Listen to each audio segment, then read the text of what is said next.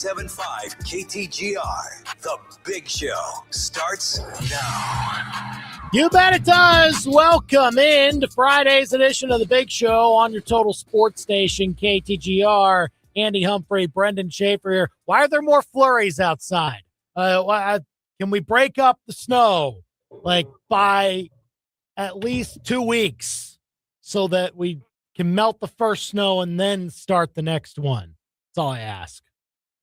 I'm pretty much out on the idea of the next one. I just don't. Well, I'm good. I've had my fill for the year, but yeah. I know that we'll get a snowstorm in March, and I'm nowhere close to actually being done with it. So I'll just sit here and complain. I guess I was done with it before this one even came down. I know. This was a big one. That was where I was at, but yeah, we trek on anyway into the month of February this weekend, last couple days of January. In the meantime, as we wait on that, we'll have some basketball to enjoy. This will be a pretty fun-filled, if you ask me, college basketball weekend. Which matchups are your favorites?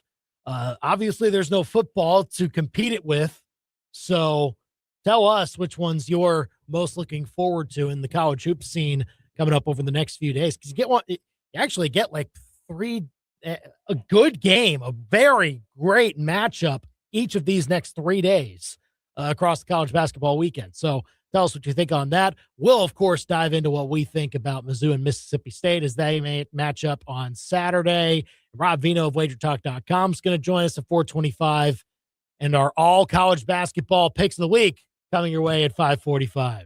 I'm in trouble. I'm in danger.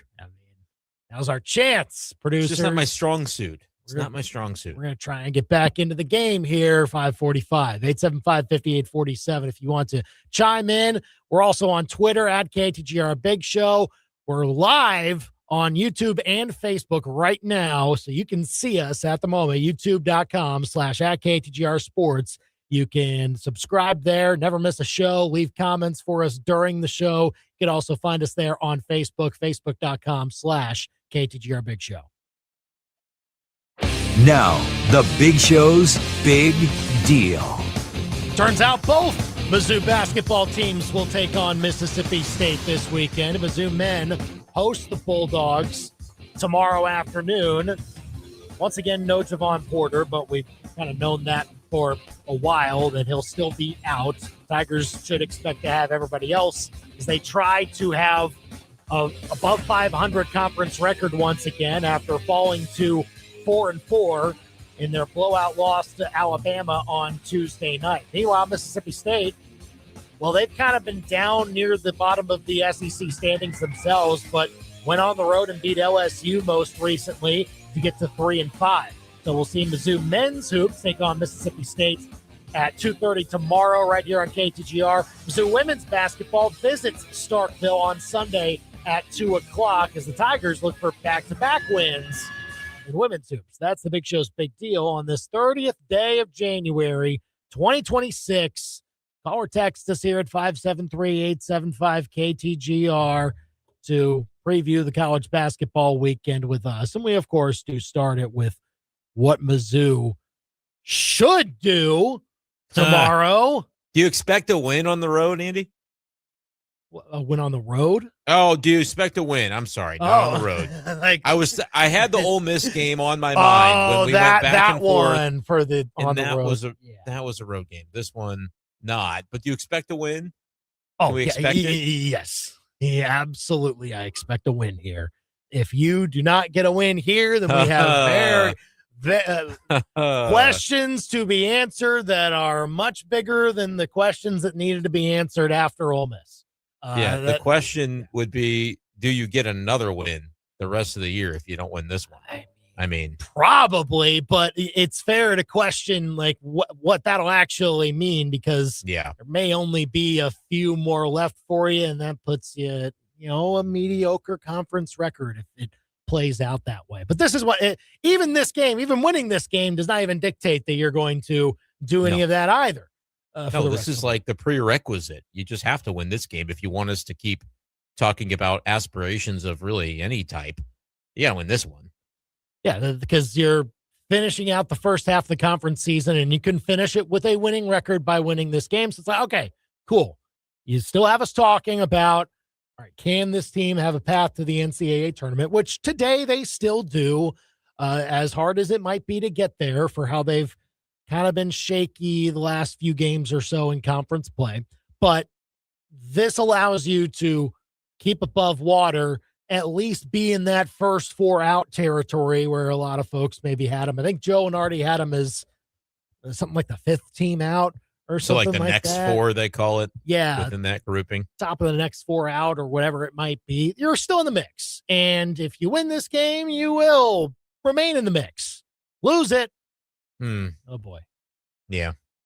Do we have a Ken Palm prognostication on this? I don't see a line yet. Maybe I missed that as well. But I see a line and a Ken someone's Palm. giving us one. Ken Palm says Mizzou will win by 6. Okay. That's not as much as I want it to be, but okay. Yeah. The point spread actually more in Mizzou's favor. Seems like it ought to be there, but I saw both a 7 and a 7.5. Okay. In like Mississippi State, we've kind of been dogging on them, but you look at some of their recent results, like home loss to Alabama by 15, lost a close one by a point at home to Ole Miss, their rivalry game, 20-point loss at A&M, 22-point loss hosting. Actually, that was a 32-point loss hosting Vanderbilt. But their most recent game, they did win at LSU by 14. We were kind of debating when we did our tiers, our SEC basketball tiers, whether or not that said more about Mississippi State or maybe it just says some bad things about LSU. But again, this is a team that Mizzou has also lost to. The location matters. Location. But even playing at home, I'd like to think Missouri covers this spread. I'd like to think they dispatch a Mississippi State team that hasn't played well prior to that road win at LSU. But I also, what version of Missouri are we going to get? I think will go a long way toward determining that answer. They were a similar favorite against Oklahoma at home. 4.5 point favorite. Not as strong as it is in this game, the way it's shaping up right now. Still a healthy favorite, however, and they had to scrape the claw to win that game. And so if they show the same type of game that they do in that one, and they translate it to tomorrow, well, then, it's going to be nip and tuck once again. You're going to be stretching out possessions towards the end. You're going to be having to defend in some nervy moments to make sure that you close out a victory. And that wouldn't be all that great to think about, but I actually do think Mizzou has a chance to get a win that, is comfortable. That is confidence building even. I just see how they shot at Alabama. And I know we'll say, oh, well, that's what they'll do at the free throw line. And that's what we can expect. Please. No, they will not shoot but 35% from the free throw line again. Will they shoot 50%? Maybe. I don't know. But they will shoot higher than that is my prediction tomorrow. Okay. Bold of you. I know. And if they get to the line the same number of times, then that should allow them to get a better margin. I think they'll knock down maybe a couple more threes than they did. They'll have more of a chance. 19% from three? They weren't good there. Yeah, 4 for 21. That was not great. So, I mean, getting it even to a less bad percentage is helpful in that sense. But you can also score on the interior against this Mississippi State team, and I think you can find ways to play to your strengths, like Mark Mitchell, and out rebound this team, and do things that we've seen Mizzou do in the early stages of conference play. Try to get back to it. That's the goal, because then you really need to pick up steam for what the next half of the schedule is going to be. So now's the time to say, look, 10 games left, folks. There's really no much margin for error that you can afford, especially in games like this. So go and take care of business. Yeah, this one shouldn't be a game that we have to really overanalyze to find our way to a Mizzou victory. You beat this team. They're 82nd in Ken Palm That is the second lowest, I believe, in the SEC. South Carolina is still a little bit lower, and that's the opponent that follows. I know that one is a road game, so always going to make it a little bit more difficult. But this has to be rattle off 2 in a row and call it a day. Like, that needs to be what we're talking about with this Mizzou team over the next week or so. And it starts with the Mississippi State game. It's a home game. It's an inferior opponent. They're well outside the top 100 in offensive efficiency. I think, save for the Alabama game, like, we have seen Mizzou tighten the screws a little defensively compared to what we're used to seeing maybe. And I feel like that should be a matchup that favors Missouri in this game. Should be. Give us your predictions for Mizzou, Mississippi State tomorrow, 573-875-KTGR. If you want to text them to us, you can also leave a comment on our YouTube page and on Facebook to let your voice be heard there. And Mississippi State's a team that, look, if they are about to turn a corner, that LSU win was maybe the start of it, and then they maybe see it as a chance of like, okay, well, we're on the road, but looking at the rest of our schedule, this is one of the easiest remaining road games we have. That's an opportunity for us because they still got to go to Alabama and Florida. And yeah, they'll have some tough ones coming up. So they see Mizzou as like, okay, well, I mean, we're only 6 or 7 point underdogs here. They should see Mizzou like they saw LSU when they beat them by 14 at their place. Like, right. As much as we want to think Missouri is in a better state than LSU, it's not that much better. And so if you're Mississippi State, you say, hey, this is something we've done before and we can certainly do it again. You can look at, say, how hard of a time Missouri had at home against Oklahoma just last weekend. So, yeah, this is one where, yes, the other side might view you as kind of the wounded puppy a little bit, but Missouri is so much more capable, I think, than what we have seen over the last couple of games. Well, certainly. I do worry about Mississippi State's most recent game and how they won it, though. They were 10 for 21 from the three-point line against it's just going to be one of those days on the road. Golly, they shot the lights out against us. It always seems to happen. And then on the other side, LSU was 4 of 20 from 3. Sound familiar? Gravy. It does. 4 of 21. And 12 of 23 from the free throw line. Holy crap. So they just basically had the game that Mizzou had against Alabama. Yeah. There you go. And they played that against Mississippi State. Well, I wish, 2 thoughts about that. One, I wish LSU had done that against Mizzou. That would have been nice. Mizzou probably wins that game, first of all. Secondly, I'd like to think that Missouri is just more capable, hopefully, in the 3-point defense. We've seen it over the years where there will be times where just a random opponent who isn't a great 3-point shooting team in general, but that night they turn into one. And you just go, shucks, it happened to us again. You're looking to avoid that in this instance, I would think. Hope to not have to be having that same conversation. I mean, I would not be surprised if Mississippi State does go on a bit more of a run towards the end of this season. It would be right on par with how Chris Jans coached teams over the last few years at Mississippi State have been. Brenden, do you realize how incredibly consistent they have been over the last 3 years?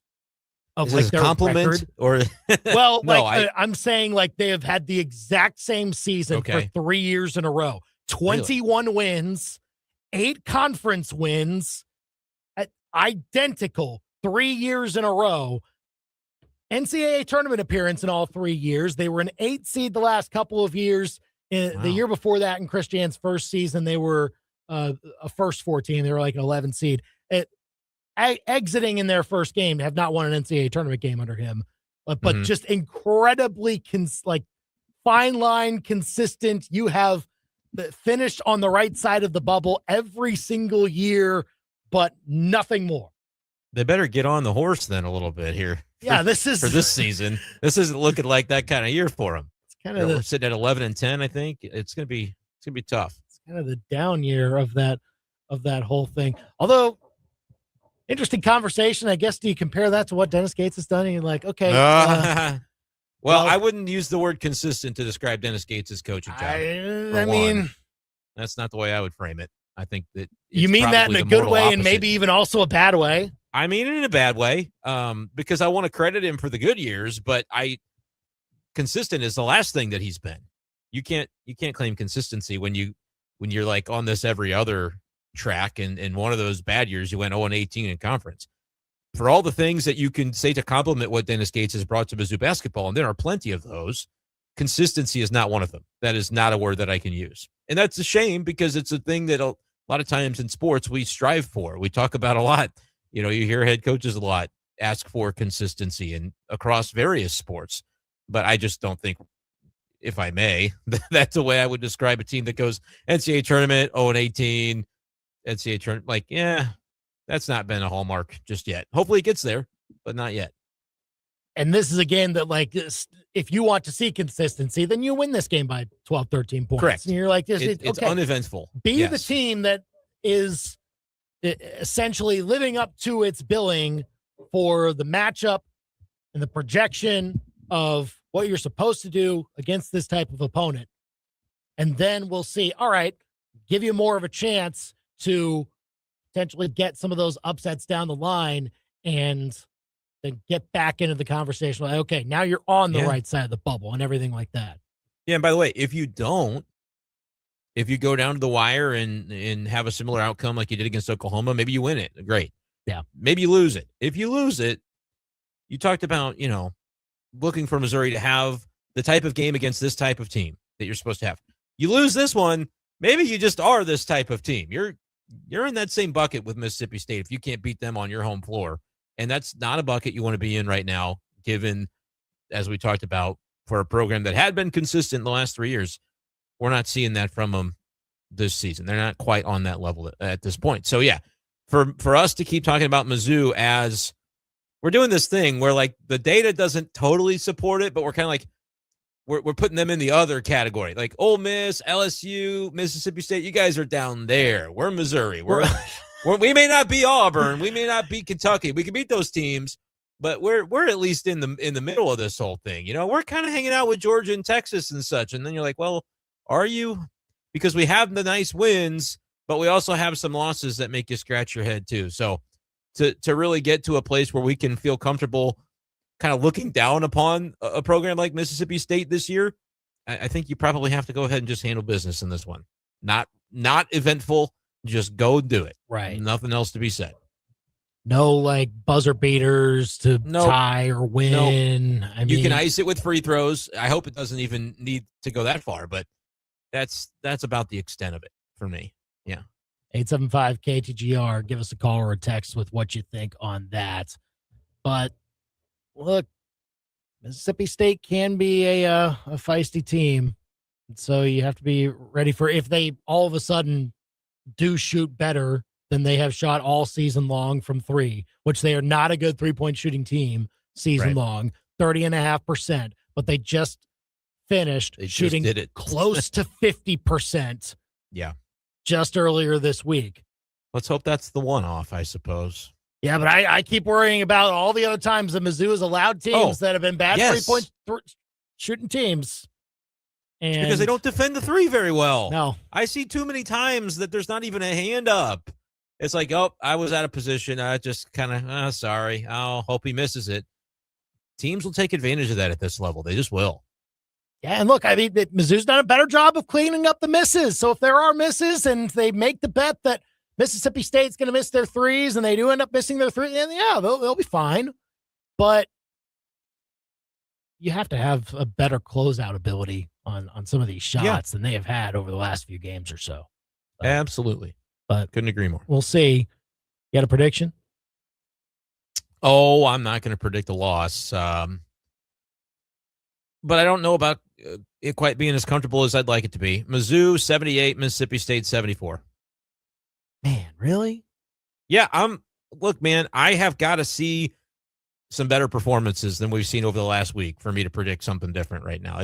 We're backed into a bit of a lull with this team, and I'll be open-minded that they can, kind of grind through it a little bit, but this is, we need to see I'm back in that mode of sort of needing to see it before I can confidently predict it. Okay.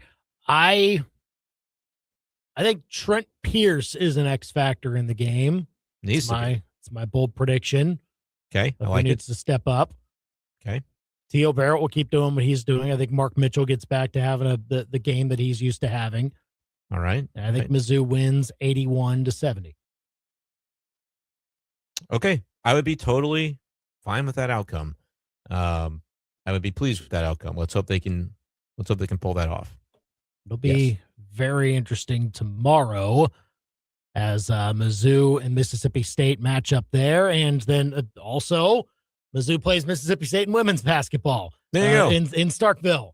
Very easy to remember who Mizzou's basketball opponents are over the next couple of days. It's Mississippi State. It'd be nice for Kelly Harper to get 2 in a row. Mississippi State women's hoops also 3-5, not quite like beating people up themselves. So Kelly Harper's group can maybe stack a couple here, get 2 in a row in be conference nice. play. They've had a week off. Good win over A&M. That was a good win last week over A&M. So do it again. You know, keep stacking. Use that extra time to rest up, maybe get a little bit healthier, and then we'll see what they can do on the road. But haven't necessarily been able to be all that impressive yet in these road settings. So we'll see what they can do tomorrow with that. It'd be a good win if they can get it. We'll obviously talk about it all next week, but give us your thoughts on it, 875-KTGR. If you want to hear both games, you can hear them both on KTGR. 2 o'clock is when the men's coverage will start tomorrow afternoon. Women's basketball pregame begins 1:45 on Sunday as the Tigers take on the Bulldogs on the hardwood this weekend. Rob Veno of WagerTalk.com gets us prepared for what should be an interesting college hoops weekend, and also his early thoughts on Super Bowl 60 between the Patriots and the Seahawks. Rob Veno joins us next on The Big Show. Follow The Big Show on Facebook, X, Instagram, and YouTube. And keep it here on your total sports station, KTGR. Stale, old ideas are like coffee that's been left out a little too long. It's bitter, it's flat, nobody wants that. At Fuse 32, we don't serve the leftovers. The digital world moves fast, and so do we, constantly bringing you new, fresh, bold ideas that keep you and your brand ahead of the curve. No recycled strategies, cookie-cutter campaigns, or hidden fees here. Just transparency, creativity, and return on investment you can actually see. Fuse 32. There's nothing we can't do. Fuse32.com. Hey, this is Lisa Stofan. Heard the Mark Patrick weight loss hypnosis hype? Well, I attended because my father stopped smoking with hypnosis. Hypnosis eliminated my desire for soda and fast food, made me want to exercise, and I lost 60 pounds in 6 months. My energy level exploded. I went to another session to deal with some other problem foods, and I lost another 10 pounds. In fact, I brought my husband, and he lost weight, and his cholesterol and blood pressure improved. My friend lost 20 pounds her first 2 months. Oh my, what are you waiting for? Lose the weight or stop smoking with Hypnosis, guaranteed only $59.99. Hypnosis designed to destroy unwanted cravings, late day eating binges, boredom eating, stress eating. That's right. Hypnosis Tuesday, February 3rd at the Capitol Plaza Hotel and Convention Center in Jefferson City, or Wednesday, February 4th at the Holiday Inn Columbia East in Columbia. Weight loss hypnosis, 5:30. Stop smoking hypnosis, 8 o'clock. Register at markpatrickseminars.com. Hi, I'm Sarah Sticklin-McDonald. And I'm Charlie Sticklin with the Sticklin & Sticklin Law Firm. And I'm Mizzou Softball's Natalie Touche. At Sticklin & Sticklin, all we do is personal injury. We've earned millions for our clients since 1991. On the diamond, I trust my team. Off the diamond, I trust Sticklin & Sticklin. Don't let the insurance companies strike you out. Let Sticklin & Sticklin go to bat for you. Sticklin & Sticklin, it's a home run. Welcome to every gym in January. Membership prices, crazy high. Crowds, even worse. All just to wait in line for a bench. Or, hear me out, you could build your own home gym from Play It Again Sports. Free weights, dumbbells, plates, treadmills, ellipticals, benches, racks, and more. New and used. At prices that don't feel like a crime. No crowds, no monthly fees, no awkward eye contact with Chad curling on the squat rack. Play It Again Sports. Think of them first so you don't finish last. PlayItAgainSportsColumbiaMo.com. This is the year she gets an upgraded diamond, the year that dad finally gets his retirement watch, and the year that your daughter graduates, so you give her the necklace she's always dreamed of. Family Pawn is not your traditional pawn shop, but they are your secret to saving big on stunning jewelry for every occasion. Family Pawn, where you'll find timeless treasures for a fraction of the cost. FamilyPawn.com. Not your traditional pawn shop. Family Pawn. Hi, we're Midway Electric. When winter hits, electrical issues can turn serious fast, at home or at your business. That's why you need a trusted local team that shows up, solves the problem, and stands behind the work. From whole home generators and security systems to everyday service and repairs, Midway Electric has you covered. And now through January, get $500 off a whole home generator installation to keep you powered up no matter the weather. Midway Electric, powered by people with pride. MidwayElectricInc.com. Your daily fix of local sports lives here. This is The Big Show on KTGR. Preparing for the college hoops weekend. No football unless you're into the Pro Bowl. I think you'll be locked in on the hoops all this weekend, long before your Super Bowl comes your way next Sunday. And here to talk all things from the Vegas perspective in the world of sports is Rob Veno of WagerTalk.com. You can find him on Twitter at Rob Veno Sports. And WagerTalk.com is a great place to go for all of the betting content. Robbie, this hoops weekend is shaping up like a pretty big one. We will start you off with locally here, Mizzou and Mississippi State. Tell you, Mizzou's just as hard for us to figure out as probably for you too. I mean, just up and down to have this conference play period start for them. They're heavy favorites this weekend, but we're heavy favorites a weekend ago against Oklahoma and hadn't scrape and claw in that one. Do you kind of bake that into when you see these two, Mizzou and Mississippi State, matching up here tomorrow? Yeah, I think conference play, guys, becomes so situational, game by game situational.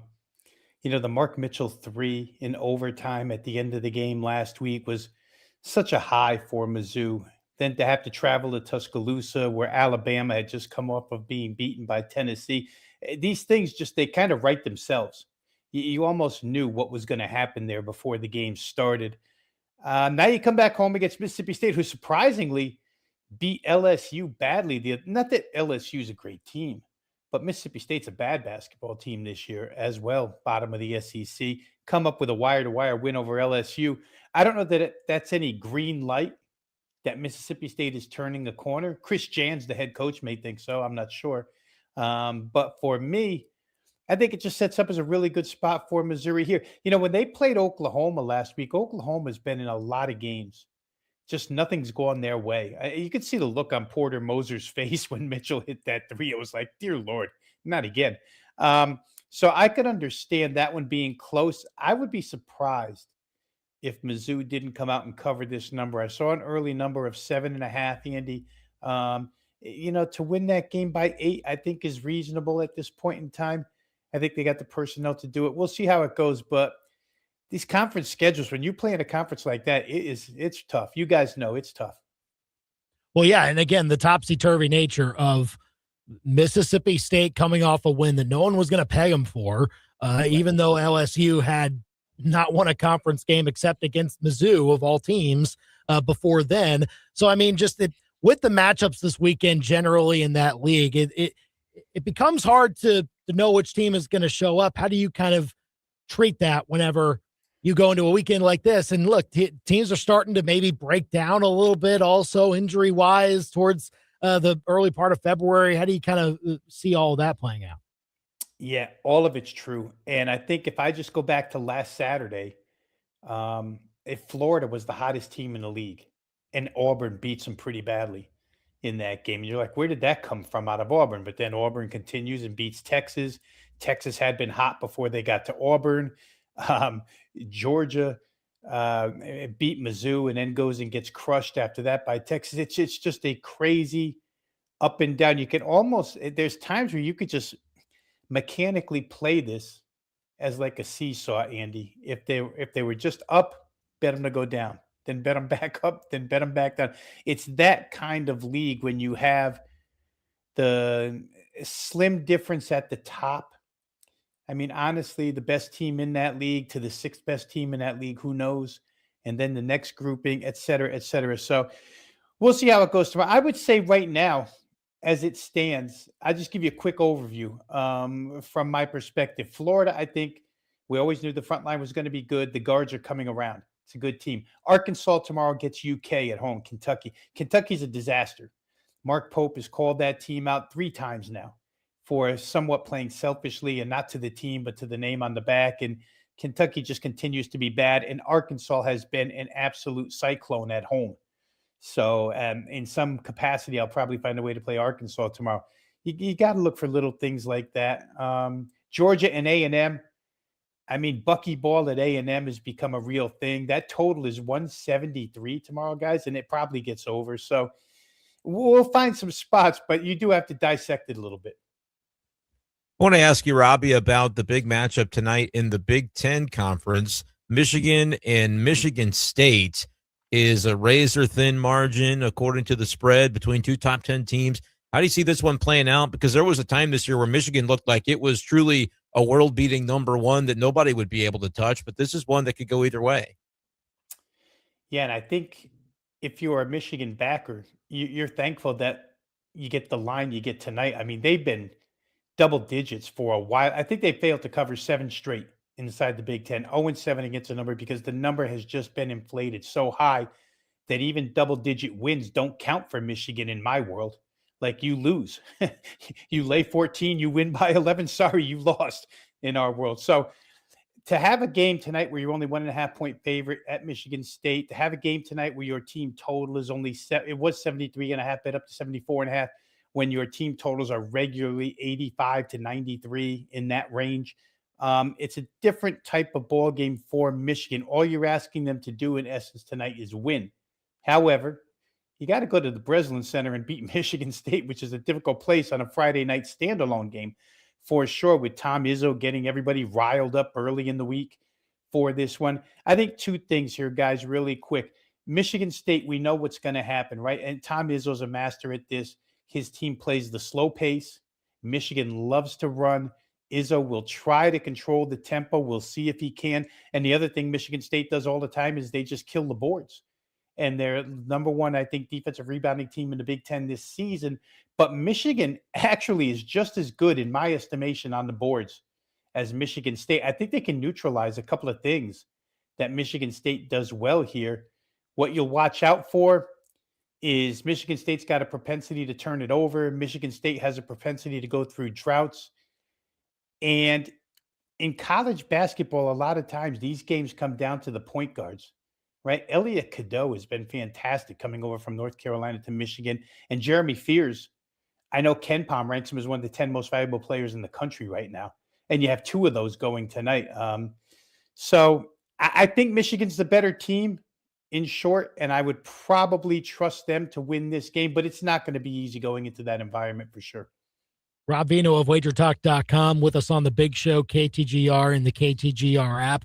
Interesting one tomorrow against or between BYU and Kansas. The star power certainly getting all the headlines there with the matchups that you'll see just one-on-one potentially in this game. But what does that mean for you in your world for the sense of who might have the edge here?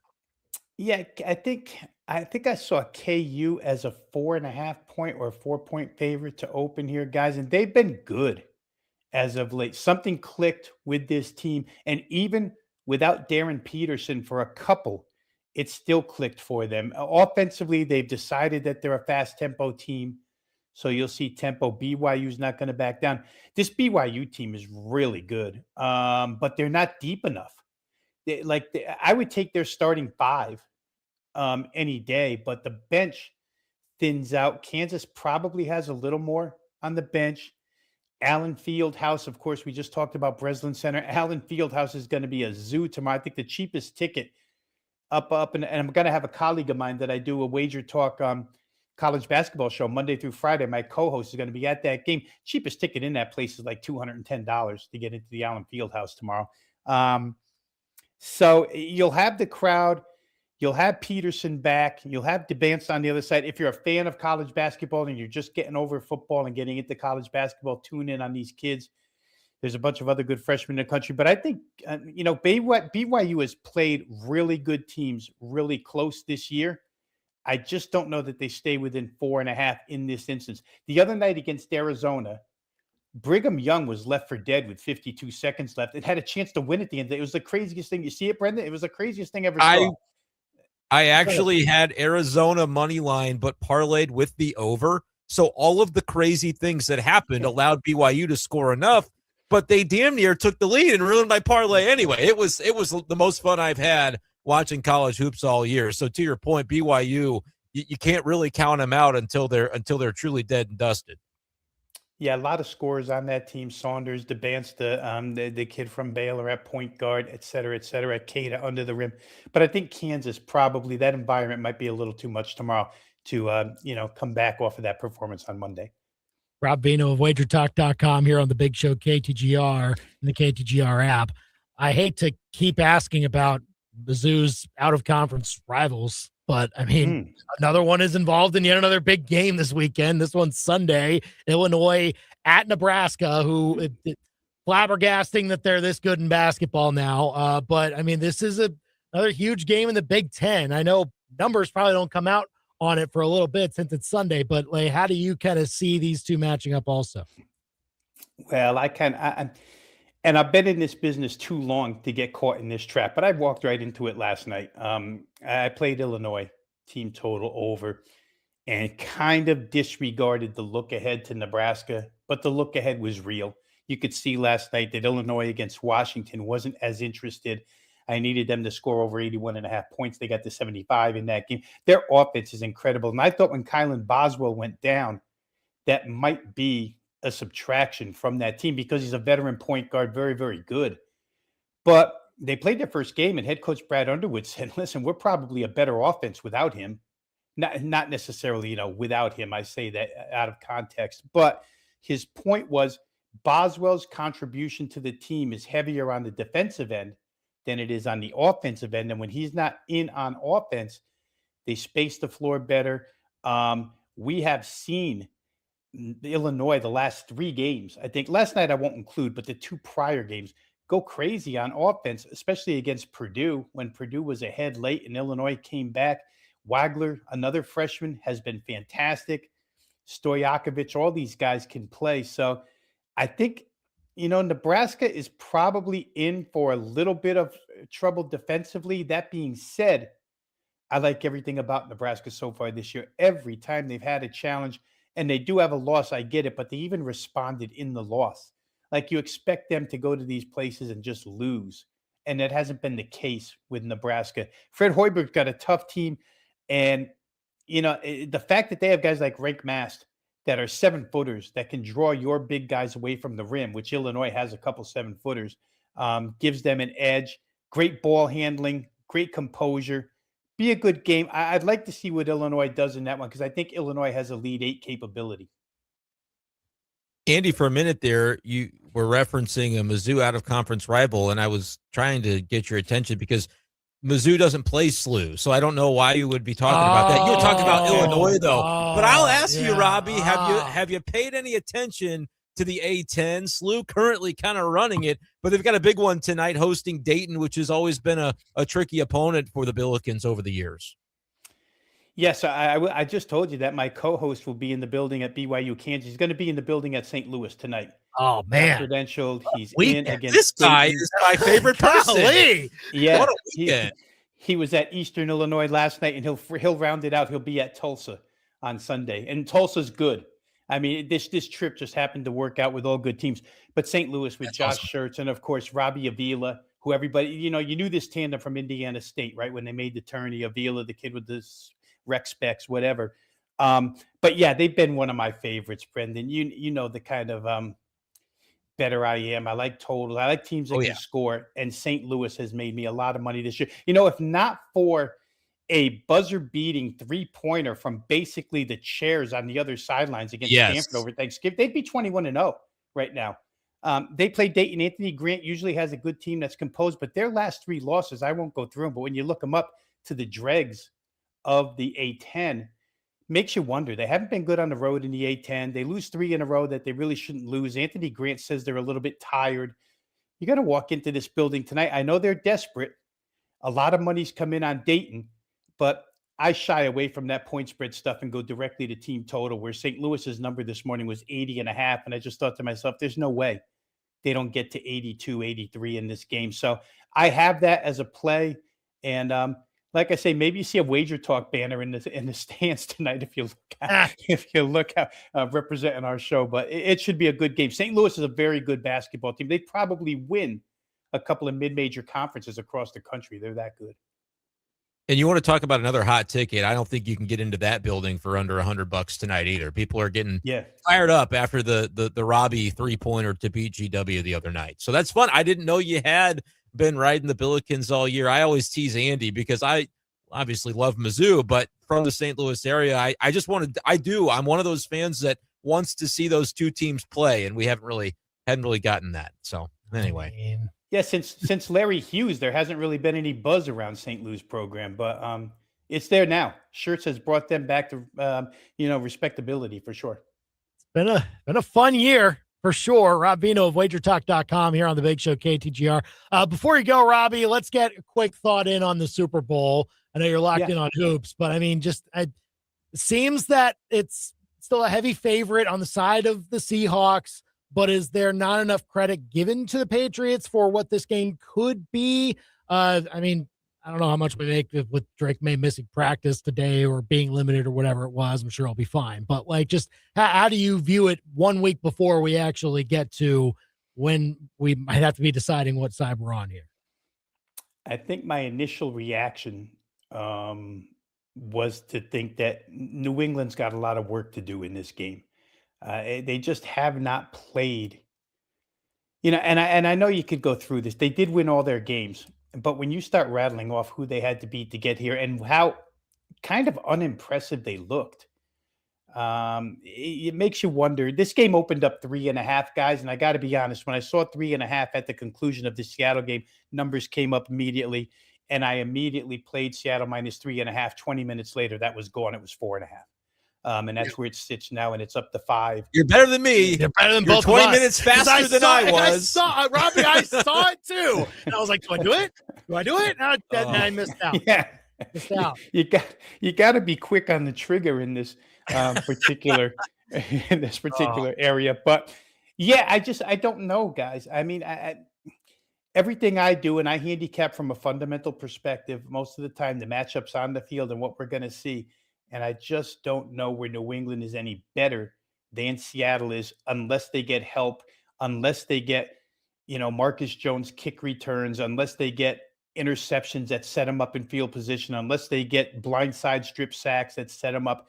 I don't know that Drake May and company are going to drive the field against this defense. And people will say to us, LA drove up and down the field on it, but the Rams defense is in a class by themselves, or offense, is in a class by themselves. It's not Drake May in New England. So my initial feeling is Seattle will win this game as I start to go through my 56-page booklet of Westgate props here to see if I can come up with some good stuff for you guys next Friday. I'm sure there will be some nice little nuggets to have for Super Bowl week. Can't wait for it. Rob Veno of WagerTalk.com with us on the Big Show. Thank you so much, Robbie, for taking the time. Enjoy the hoops this weekend. We'll talk soon. Always a pleasure, guys. Have a good weekend. All right, you too. It is 4:45 here on the Big Show KTGR. I mean, I knew Robbie was going to be watching it like a hawk right after the game ended. Yep. And we knew the matchup, and he was the smart one there to just go ahead and be like, your inclination when you see 3.5, sometimes it's like, oh man, it's not quite as good as 3, but that it's a tough move to make. Even if the everybody was pouring money onto the Patriots at that point, it would take a lot to see it go from 3.5 down to 3. But just looking at the two teams on paper, it took all of, maybe not even 20 minutes for enough of that money to flow that the realization is that this is just an advantage for Seattle. So I think as of now, my cosmic conviction is that Seattle's going to win this game by 4 because I'm at 4.5. I took a number that I know isn't a great number, but I didn't think it was going to necessarily move back to where it began. If anything, I think it could still go further and have Seattle end up as a larger favorite before the game is actually played. But crazy things can happen, and when you know you're getting a bad number, sometimes it's like you almost just need Seattle to blow them out to feel good about it, because the back door is always going to be open when it's a 4.5. I mean, it could be 21-10 and you're feeling great, but touchdown and suddenly you're on the wrong side of it as the favorite. So we'll see. 875-KTGR, give us a call or a text. We'll have a lot more on the Super Bowl all next week, so we look forward to that. But up next, under the bus for a team that did not quite make the Super Bowl this year. Is there all of a sudden some tension in Denver between Bo Nix and Sean Payton? That's next. Now, your local Sports Center update on your total sports station, KTGR. Good afternoon. I'm Ben Hermes, and this live local Sports Center is brought to you by Lease Tire Company. There's Round and Rubber. Lease sells it. LeaseTireCompany.com. There's a lot of action going around Mizzou athletics this weekend. 7th-ranked Mizzou Gymnastics will kick it off the weekend from Mizzou Arena tonight as they host 2nd-ranked LSU. This is the second time in 3 weeks where the Tigers have competed against a top 2 team in the nation. The other time being against Oklahoma back on January the 16th. Mizzou is seeking their 3rd straight home victory over LSU. The top 10 matchup is set to start at 6:45. And tomorrow, men's basketball will keep the action rolling from Mizzou Arena when they host the Mississippi State Bulldogs. The Tigers are coming off a 90-64 loss to Alabama this past Tuesday. Missouri is currently projected as the next 4 out on Joel Lenardi's latest bracketology. Tigers are also 14-7 overall with a 4-4 record in SEC play, while the Bulldogs post an 11-10 record with a 3-5 clip in SEC play. Tip-off from Mizzou Arena is at 2:30 right here on KTGR.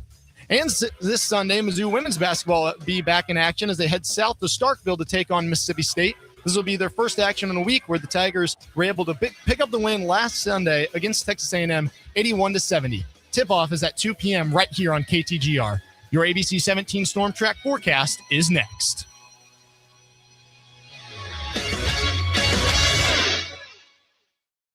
I'm tracking dangerous cold tonight with wind chills dropping below 0 as low as -10 by tomorrow morning. We'll see more sunshine tomorrow, but wind chills remain near 0 in the single digits all day. This round of cold is thankfully much shorter, with temperatures warming back to around freezing on Sunday, back in the upper 30s throughout next week, with a chance for a wintry mix on Tuesday and Wednesday.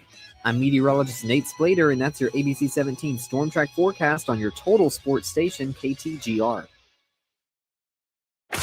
Midway Electric presents the High School Sports Power Play of the Week. Drives inside, shot blocked away by Jada Porter with the stuff on Jones. Throws it up the floor to Higgins. And she'll fan out, give over to Fick. Then right side over Cora Smith. Wants a 3 and cans it for good measure. Bruins extend the lead by 16. That's the Power Play of the Week with Midway Electric. Powered by people with pride. MidwayElectricInc.com. Paradise doesn't have to be far away. Sometimes it's a quiet walk through a state park. Sometimes it's your favorite takeout and a night in. At Shangri-La, we believe that cannabis belongs in those everyday moments, not as an escape, but as part of living well. That's why we offer 20% off select category every day, plus 20% off store-wide every Sunday. Thoughtful products, honest guidance, real value. Shangri-La, discover paradise. Learn more at ShangriLaDispensaries.com. Hi, everyone. Andy Humphrey here for Advanced Tree Solutions. They are the tree experts in mid-Missouri. Eric and his team are excellent to work with. I can speak to that from personal experience. We had a dead tree in our yard. We needed it removed. Eric came over, assessed it, gave a fair and honest price, told me the timeline, and he got it done ahead of schedule. And the thing is, you will experience that difference too when you work with him and his team, because they've got 2 jobs: take care of your trees and take care of you. So they make sure that your trees are safe, that you don't have any hanging branches over power lines and things like that. Plus, they also maintain the health of your trees so that they can grow back stronger once the springtime rolls around. And so go and check out AdvancedTreeSolutionsLLC.com to see their full range of services services. And don't forget them as the tree experts in mid-Missouri. They serve Columbia, Jefferson City, and Fulton.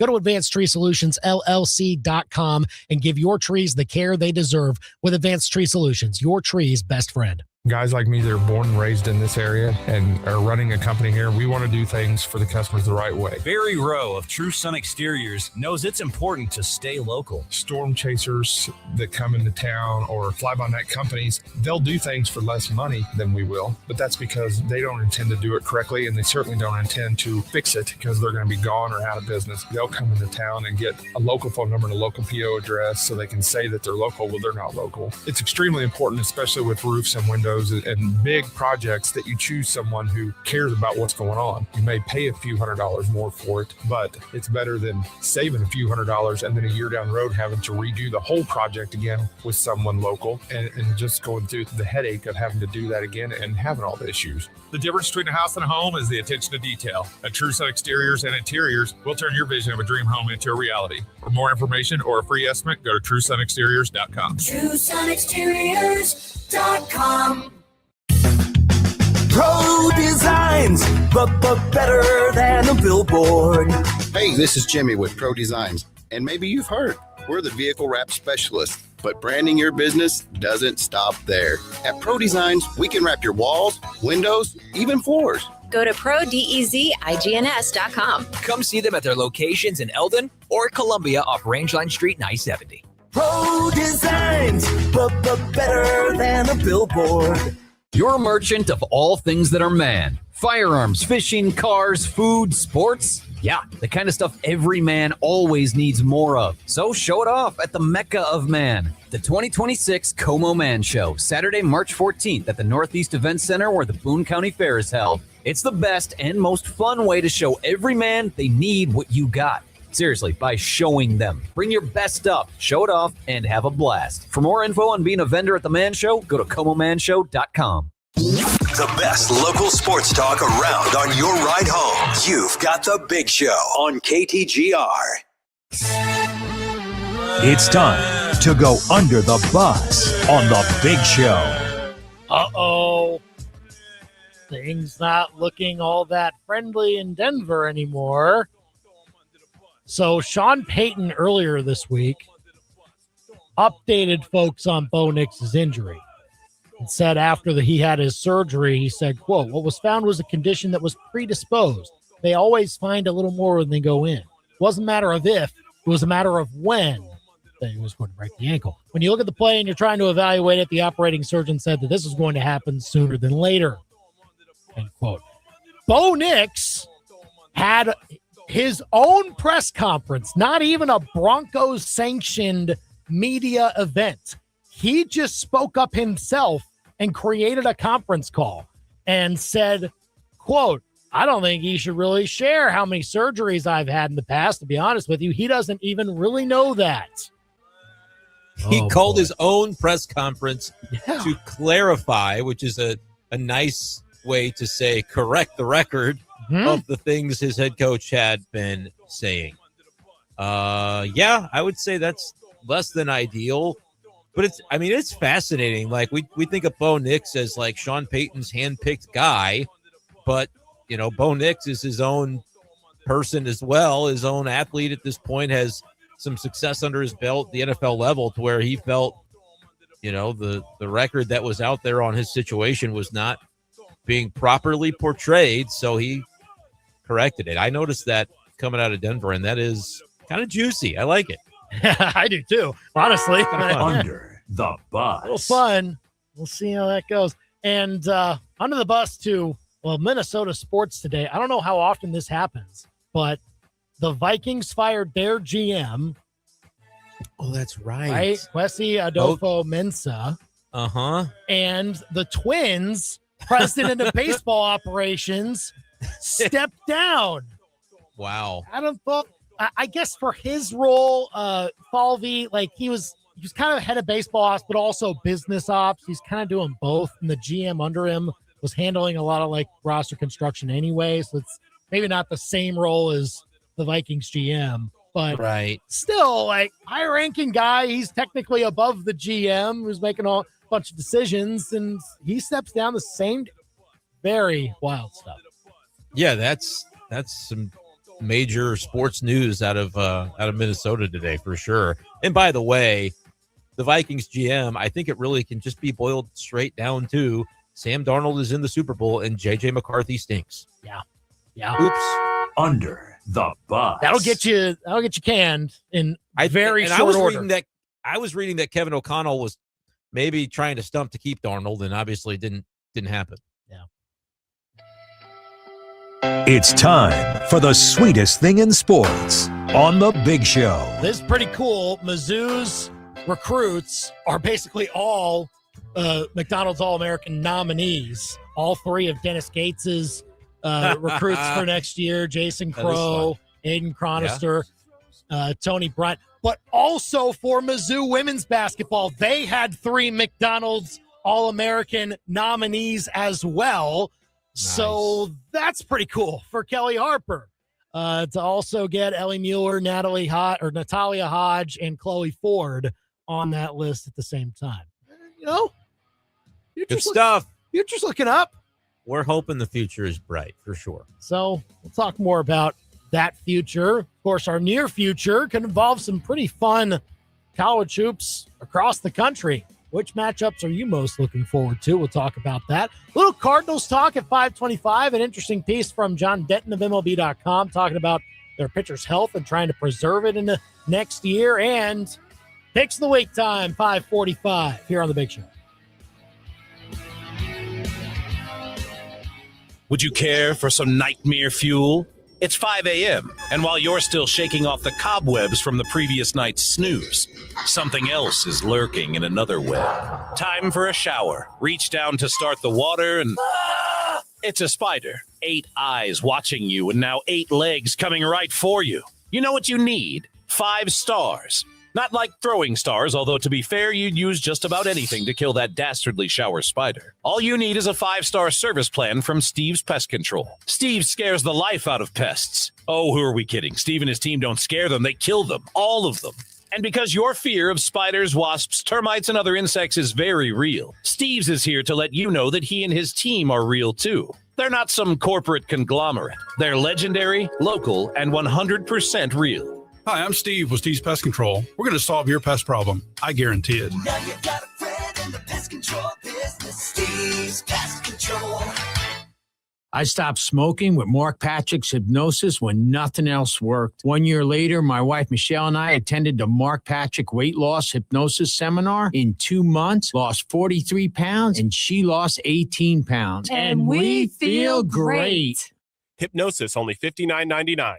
Tuesday, February 3rd at the Capitol Plaza Hotel and Convention Center in Jefferson City, or Wednesday, February 4th at the Holiday Inn Columbia East in Columbia. Weight loss hypnosis 5:30 p.m. Stop smoking hypnosis 8 p.m. You know your favorites. Now it's time to put them on the map. Nominations are open for Inside Columbia Magazine's Best of Columbia 2026. Now through March 1st. Nominate the businesses and places you love, including Best Mexican Food, Best Spa, Best Steak, Best Hairstylist, Best Lawn Care, and more. You can nominate once per day. So come back and support the businesses you love most. Best of Columbia 2026 starts with you. Nominate today at InsideColumbia.net. KTGR AM Columbia, KTGR FM Fulton Columbia, K286CL Columbia, Mid-Missouri's total sports station. KTGR Sports Center. I'm Sean Ryder with a developing story from ESPN's Seth Wickersham and Brady Henderson. The Seahawks will go up for sale after Super Bowl 60. According to league and ownership sources, the team has been owned by a trust, run by a trust since Paul Allen's death in 2018. Vikings have decided to let go GM Kwesi Adolfo-Mensah after 4 years. Minnesota went 9-8 this season, missing the playoffs. Vikings owner and team president Mark Wilf on the firing of their GM. The most important thing was getting this decision right. And like I said, we like to be methodical about all this. And we had our season-long, season-ending meetings and really took a deep dive look at not just any one thing, but over the past few years. And so we wanted to make sure we got the decision right. We talked to all the stakeholders, all the people involved in our football operations, and we really came to this decision in a methodical way. And that's the way we went about it, because this is about our long-term success Another NFL news, and this just in, the Steelers are hiring former Raiders defensive coordinator Patrick Graham for the same role in Mike McCarthy's staff. ESPN Radio is presented by Progressive Insurance. Progressive Commercial Insurance can protect your small business with over 30 coverage options, an easy-to-use mobile app, personalized discounts, and more. Get a quote in as little as 8 minutes at progressivecommercial.com. Discounts and coverage selections not available in all states or situations. From Faro. 15 to the 10, to the house. Bush. Back to the wall, and it's got her. And Arrowhead. Touchdown, Kansas City. To your speakers. This is the big show, baby. Get fresh takes on the biggest sports stories in mid-Missouri.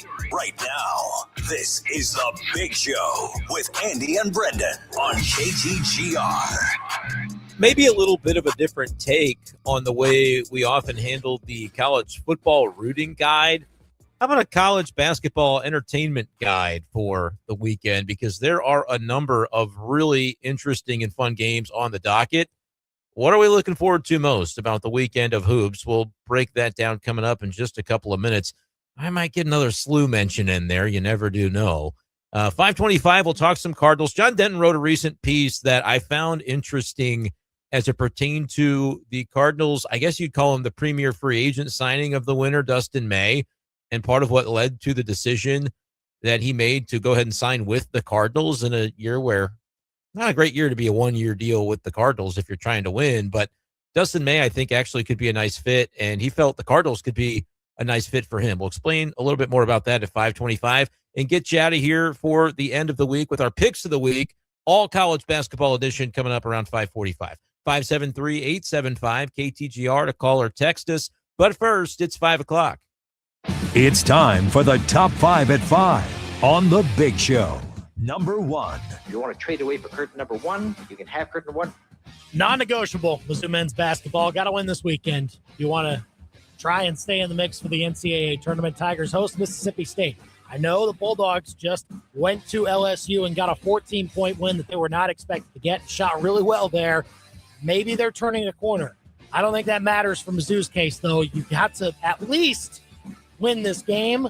But, hey, it's okay to win comfortably. You can win this by double digits if you have it in you. I think I'd like to see that from Mizzou tomorrow as well to kind of stabilize things after it was a bit of a topsy-turvy last week.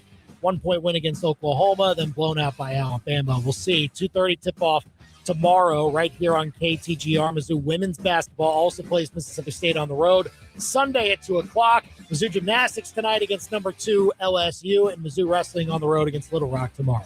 Number 2. Number 2, your timing is impeccable. And this weekend's a big college hoops weekend as well. It kind of starts out tonight with Michigan and Michigan State. You've got BYU and Kansas tomorrow. You've got even Gonzaga St. Mary's is like the biggest game in that conference every year happening this weekend. Duke's on the road. And then Sunday you get Nebraska and Illinois. This will be a very intriguing college hoops weekend with no football to compete with it. Have fun, everyone. Number 3. I don't like the vibes in Denver now. Bo Nix held his own press conference to set the record straight as to how Sean Payton, his head coach, was characterizing the injury that kicked him out of the rest of the playoffs and required him to have surgery. He's saying that, you don't know how many surgeries I've had. You can't speak for me.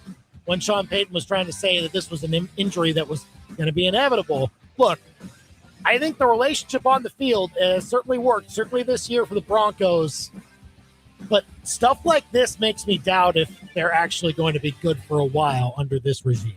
Number 4. Oh, shanked it. I don't know how many times we've seen this, but a Super Bowl team in the Super Bowl right now is going to be up for sale after the Super Bowl. That's right. The Seahawks will be up for sale once the Super Bowl ends. Of course, their former owner, Paul Allen, died a few years ago, and his estate has kind of owned. So this was an inevitability. It was just a matter of when as far as if, but very interesting. Don't know if we've seen that before. Number 5. What is the 5 fingers? Say to the face. Hey, the Cleveland Browns produced 2 Pro Bowl quarterbacks this year. That's The Big Show's Top 5 at 5 on KTGR. 875 KTGR. If you want to call or text us. Now I understand why you had to trade Joe Flacco. You had a Pro Bowler on the roster in Shedeur Sanders, and Flacco now a Pro Bowler as well. Give me a break. What are we doing here? Goodness. Thank goodness that there's meaningful basketball on Sunday this weekend. Yeah. Give us something to watch. I know, right? There's an SEC game on Sunday. You almost never see that. Alabama, Florida is on Sunday at noon. Interesting. Clearly, this has been scheduled knowing that this is finally our first crack at a football-free weekend. Oh, yeah. And college basketball did well with this. I mean, you got to do some unusual things to be able to take advantage of something like that, and I think it's brilliant. Yeah. So you have Alabama, Florida, and then later in the day, Illinois, Nebraska. You have to think about the Pro Bowl. And Joe Flacco and Shedeur Sanders trying to show off what they can do. My goodness. But we truck along, I suppose. 875 KTGR. What are you most intrigued by this weekend in college basketball, Brenden? Like that to me, Sunday is going to be awesome, I think. I mean, of course. I mean, come on. The answer's got to be the SLU Billikens, right? Well, I mean, wasn't going to take you away from that opinion ever. Playing on Friday night, hosting Dayton. It's a big game. That's big game. It's since it's the one that's tonight. Like Michigan State is probably the right answer for me, because I think when we were seeing what Michigan was doing toward the beginning of the season, it was like, my goodness, they were just decimating people. And they're only a 1.5 point favorite tonight. It's a road game, tough place to play and win. But seeing what they're made of in an environment like that is probably going to pique my interest. Yeah. Yeah. I still don't know if I had to pick it right now. I still am not certain of Michigan, even with a low number, taking care of business in that game because of that's a tough one. Yeah, the nature of it. But man, they've also looked awesome in every game, and that's why you tune in, and it's the exact definition of a game that is appointment viewing, because how are you going to predict what's going to happen? You got to tune in to watch. So, I mean, that obviously tonight, SLU's going to win by, I don't know, the 18, right? No, they're favored by 9.5. It was 11.5. I think that I actually wouldn't predict SLU to cover. Like 13-point win. Yeah, the line's down to 9.5, and I feel like it's one of those things where, in SLU, I don't know how much you noticed the other night, but needed like a miraculous late 3 by Robbie Avila to be able to win that game as a huge favorite in that one. And I think they're 10.5 favorites in that one. And Dayton just has been historically tricky for SLU.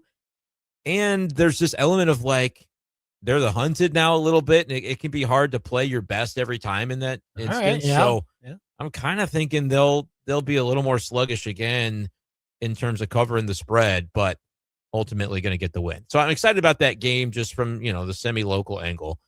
I'm not going to say I'm not excited for the Mizzou game, but I really, it's a business kind of moment, right? You just have to, you just win this one. Okay. You win. That's it. Nothing more needs to be said. Win the game.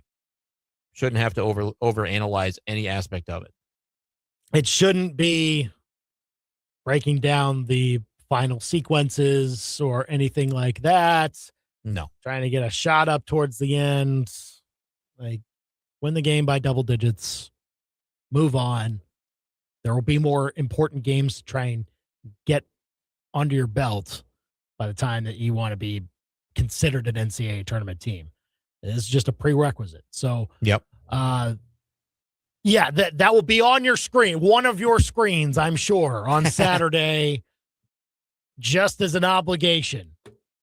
Or maybe some it will be on. It will be on. I promise you I will watch the game. Yes. What is it on the same time as? I want to make sure that you get the whole picture here. 2:30 tip off. Maybe you just listen to it on KTGR and then you watch on your other your other TVs. Just mute every TV you have and listen to the audio of it. BYU Kansas starts at 3:30. So you have a little bit of overlap there. North Carolina, Georgia Tech. Yeah, North Carolina should be fine there. Yeah. It's like that. Arizona. You'll be watching that. Right. You'll be watching that 1 p.m. slate to see if anybody's struggling, right? To see if there's anything at the end that we could see that would be intriguing, that would be surprising. Duke's on the road. Like, I mean, Virginia Tech hasn't been like awesome characterized this year, but on the road, Duke's a 10.5-point favorite, and Virginia Tech's not an awful team. 56 in Ken Palm. Maybe they give them a bit of a scare. Who knows? Duke's been great though. Yeah, Duke's for real. I feel like you're starting to kind of get the separation with figuring out really who the legitimate national contenders are, and Duke's on that list for sure. I don't think they'll be in trouble on the road in this one. I think there's a tier of 3 teams, Duke, Michigan, and Arizona. Pretty clear at this point that that's the delineation, and then maybe a bit of a drop off, but there's solid teams after that. Illinois is in that grouping, Iowa State, Houston, Michigan State, Florida. The SEC teams don't really jump out at the top of that list for me. It's kind of crazy. Not yet, at least, right? Yeah, not yet. Is part of that maybe they beat up on each other, and so you're not really sure how to parse it out. I don't know, maybe. But yeah, it does feel a little bit surprising that we feel that way. So we'll see what happens there. But do you then, with this entertainment guide that we are putting together, do we have rooting interests either with some of these, or are we just here to be entertained? Yeah, I mean, I don't want Kansas ever to win, so you can probably take you root for BYU to go into Allen Fieldhouse. Good luck with that. What stands out from the rooting interest standpoint?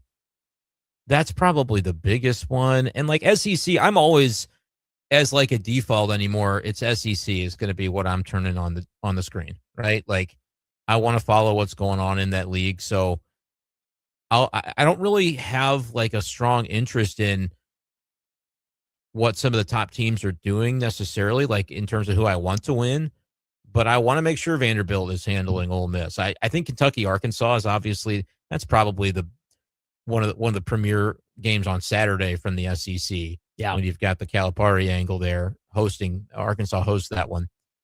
And I think I'd rather see Arkansas win that, just because I'm thinking the SEC is going to need some of these top teams in terms of resume.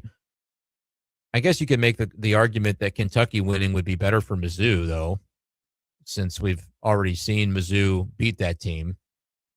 I don't know. Where do you land on that one? Kentucky, Arkansas. Mean, how would you characterize Kentucky in relation to the NCAA tournament? Are they for sure in? I said yesterday I thought they're going to be like locked into an 8-9 game is kind of the way that I am viewing them. I think they're gonna pick off enough teams.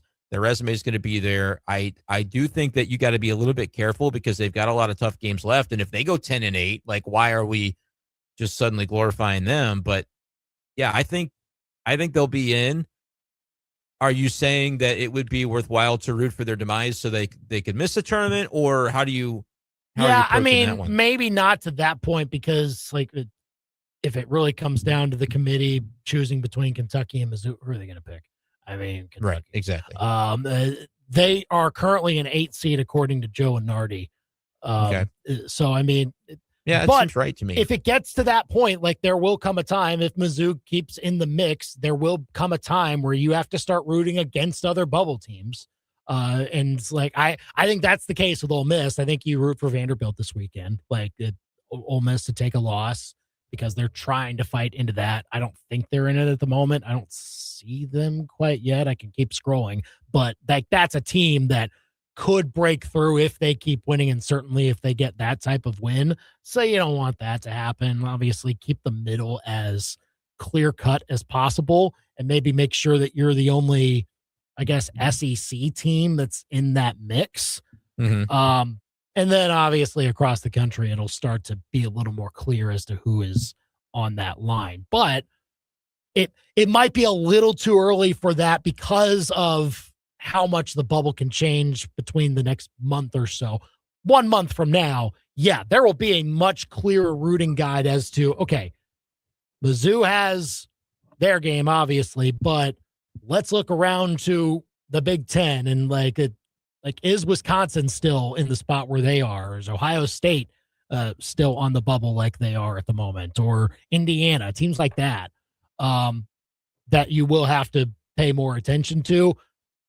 Right now, Mizzou is, other than Texas, that's the only other team in the SEC that is characterized as on the bubble in this Joe and Artie bracketology that updated today.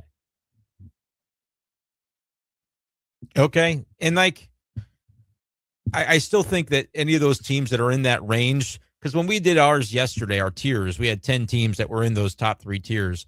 And I still feel like if you're Georgia, if you're Texas, if you're the teams in that range, you go on a losing skid and suddenly people are going to look up at your resume and go, now, wait a second. Why are we just counting these guys as firmly in?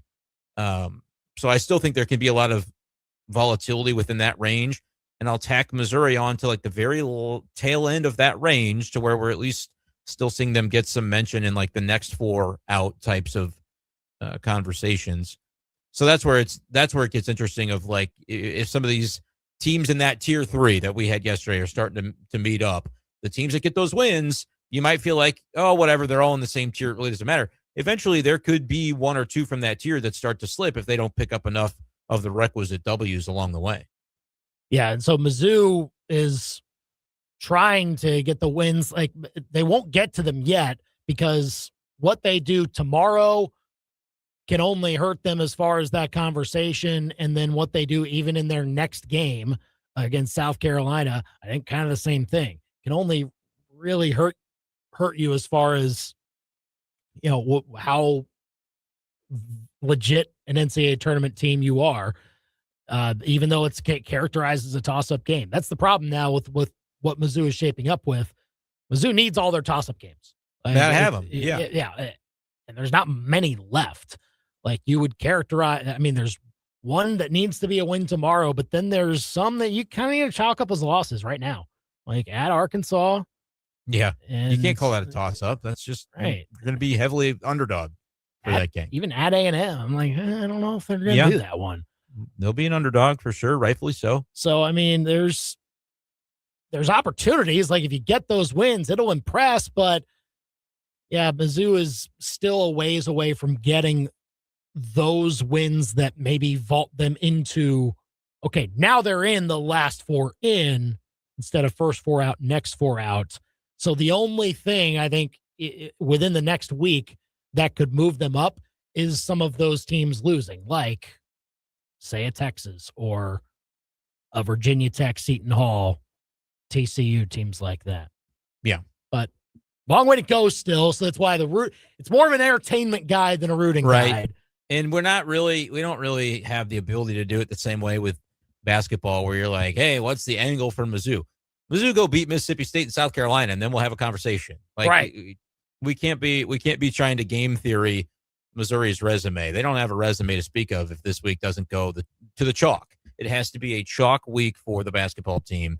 And then we can start to say, all right, that wasn't the pat you on the back. Now you're in the tournament conversation. That was, you didn't drop out of it with a loss that you can't afford. That's really where they're at with this next stretch of 7 days, in my opinion.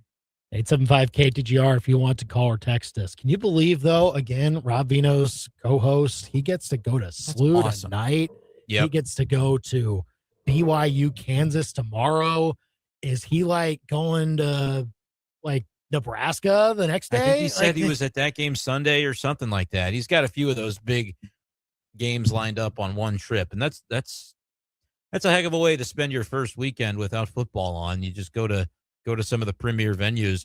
College basketball is fun, man. To be able to experience a lot of those different atmospheres is going to be, that'll be a treat for sure. And I would love to do something like that someday. And it doesn't sound like it's just a vacation either. He said he was credentialed, going to be maybe doing some, some working media type of endeavors. So we'll figure out that trip. That'll be the trip that you gotta probably do a lot of looking at the map and kind of dot connecting of how can you make it all work. But that sounds like a lot of fun. Well, this one, it's pretty simple. Just a little short trip through the Midwest. Honestly. Yeah, if everything's kind of in that same vicinity, it doesn't hurt. St. Louis to Lawrence and then up north, Lincoln, Nebraska. I think you said Tulsa was in there somewhere. I don't know the whole trip, but well, I mean, might as well.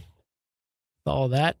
So that's going to be, I'm sure, pretty fun for him. And then, of course, Mizzou just trying to not be part of the disappointing group this weekend. You can call or text us at 875-KTGR with your predictions for Mizzou, Mississippi State here on the Big Show KTGR. Also, don't forget our YouTube channel, youtube.com/@KTGR Sports.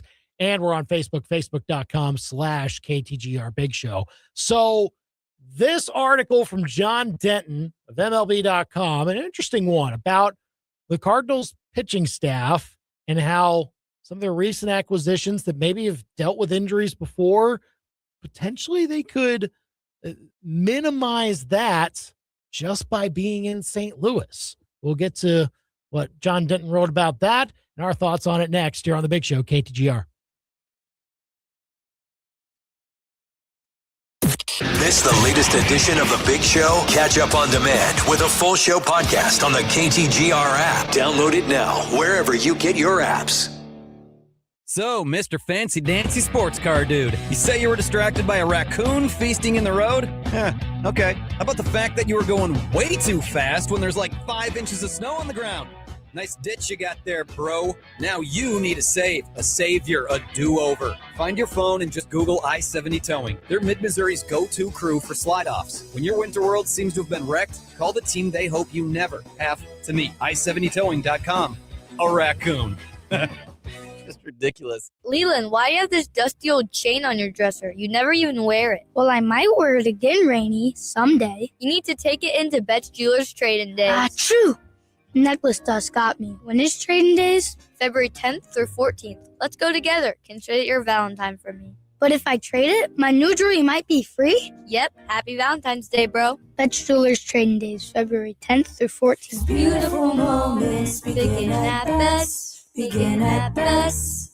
Hey, Columbia, this is Coach Agnew from API. I've got a New Year's deal for you don't want to miss. If you've been thinking about getting in shape, now's the perfect time to jump in. Sign up at API before the end of January and get your first 31 days for just $31. That's right, 31 days, $31. With expert coaching, a supportive community, and all the tools you'll need to crush your fitness goals. There's never been a better time to join the API family. So come on in and let's make this year your strongest year yet. Sign up now at APIProjectFitness.com.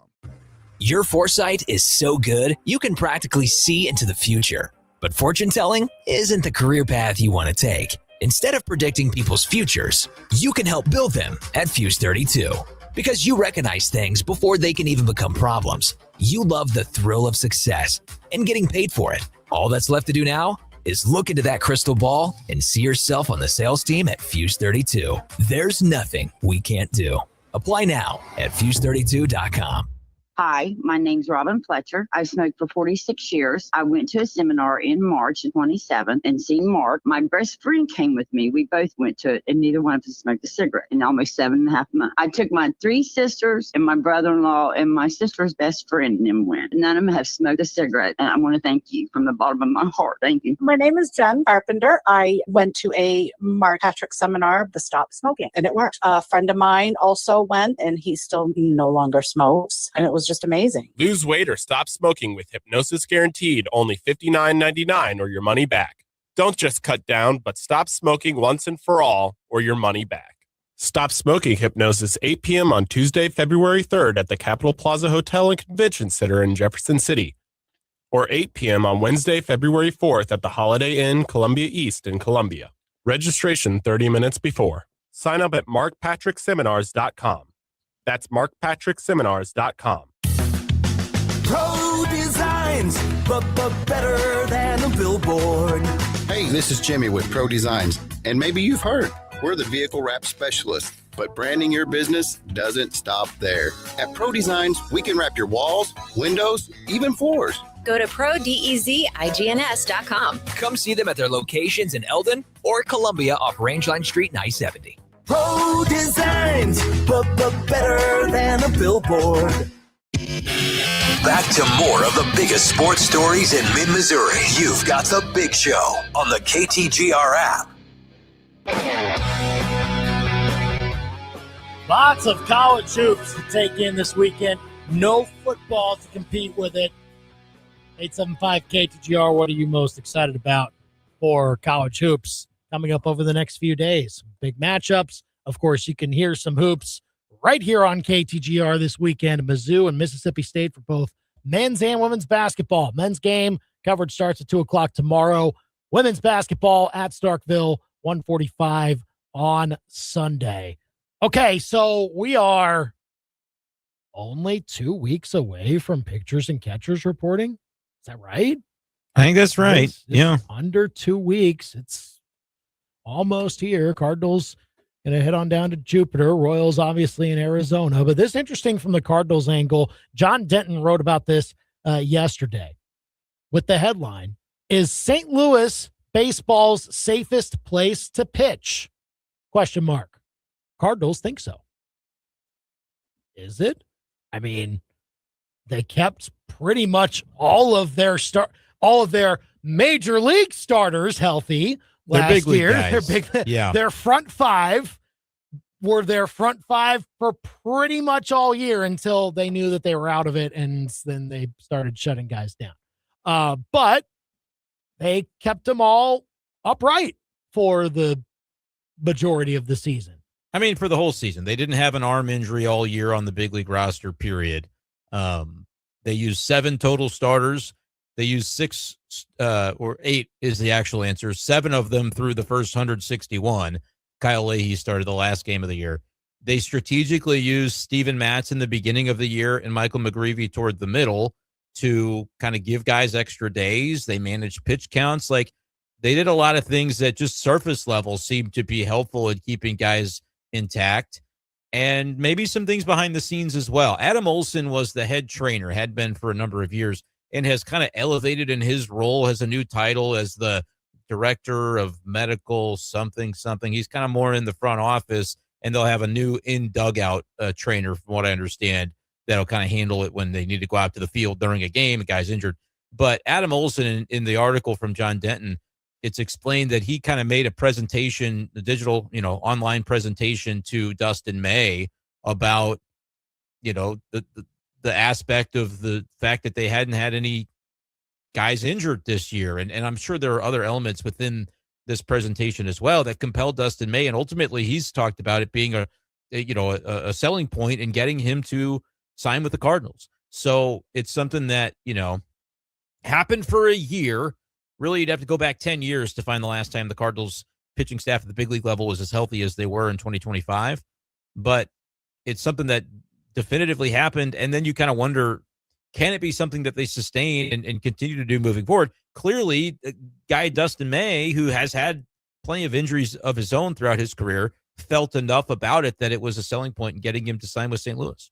And that's meaningful because they will probably need him if they want to be a team that surprises everybody that is not expecting much out of them this year. Dustin May could be one of the more under the radar signings if he stays healthy and he is the type of pitcher that he was in LA for the brief time that he could actually be on the mound for them. I just think that's a signing that made a whole lot of sense for the Cardinals to be able to do, especially if they are going to maximize his availability with all of this. I do wonder, Brenden, if it is kind of the anomaly though, you should have and I think the Cardinals kind of did, but sort of set up to be prepared for at least one of the guys to be down for a month. And then you elevate McGreevy up a little earlier than maybe you did. And then maybe that allows for Gordon Graceffo to maybe not be a reliever coming out of the pen in those situations. Maybe you get him a chance to start. There's all kinds of ways that it could have gone down. And this was the one that I think we all were least likely predicting going into the year. that all of the major league starters would be good. And they needed them to be because the minor league guys started to drop.